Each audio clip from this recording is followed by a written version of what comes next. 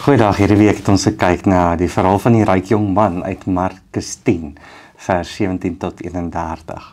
En daarin sit 'n mens dan met 'n vraag, maar moet ek van alles ontslaa raak? Moet ek dan net iewers monnik of 'n non word en myself afsonder en nie deelneem aan hierdie wêreld nie en dat alle geld sleg is?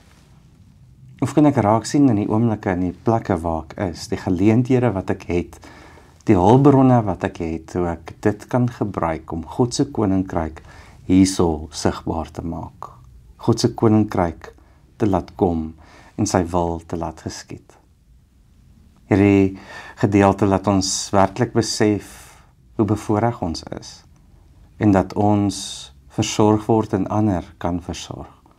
Dit help ons om raak te sien dat God se koninkryk anders is en dat ons daarom anders kan wees. Mooi week vir jou verder. Totsiens.